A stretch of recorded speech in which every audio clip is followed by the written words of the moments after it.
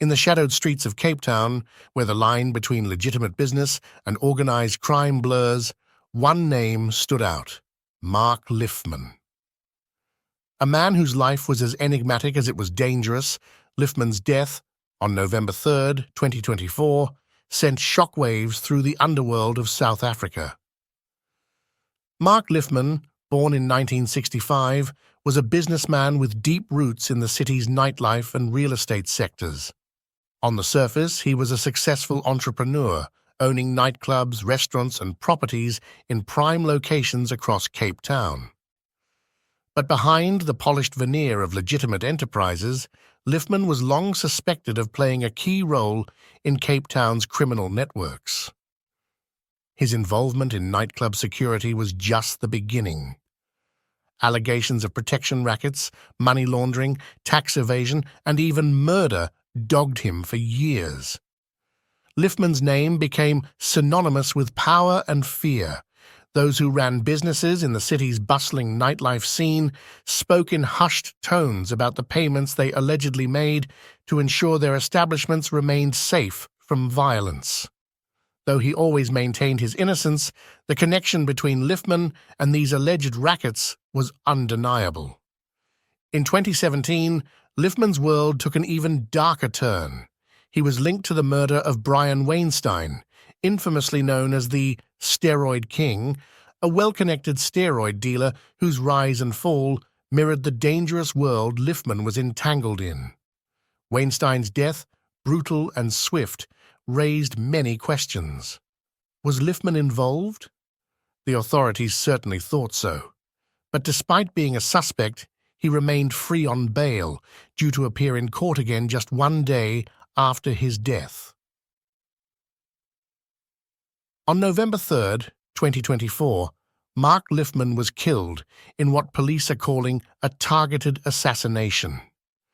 He was shot outside the Garden Route Mall in George, a quiet town in the Western Cape, far from his usual haunts in Cape Town. Eyewitnesses recalled the horrifying moment, a hail of bullets striking Lifman as he stepped out of his car. The killers were well prepared, changing their vehicle's number plates to avoid detection, but the brutal efficiency of their strike suggested a deep knowledge of their target. What followed was a swift investigation. Two suspects, Jacobs and Bezuidenhout, were arrested. One had ties to Lifman's world, a former member of the South African Police Service's elite Special Task Force. Their first court appearance on November 5th saw them charged with premeditated murder, and the case would continue to unfold, dragging more secrets into the light. Authorities have not ruled out the possibility that a R10 million bounty had been placed on Lifman's head, adding another layer of intrigue to his violent end. But while his death was sudden, it wasn't unexpected. For years, Lifman had been a central figure in a power struggle within Cape Town's criminal underworld. In 2016, he formed an alliance with notorious figures like Jerome "Donkey" Booysen and Naud. Together, they became the Brotherhood, a powerful collective that sought control over the city's nightlife security industry. But the Brotherhood would not stay united for long. A rift soon developed, with Jerome's brother, Colin Booysen, allying with rival crime boss Nafiz Modak. This division sparked a wave of violent confrontations, with allegations that Lifman funded hits on his rivals in an effort to secure his position. But in the world Lifman inhabited, power is fleeting. Those who rise often fall just as quickly, and his death raises questions about who will take his place and who might be next.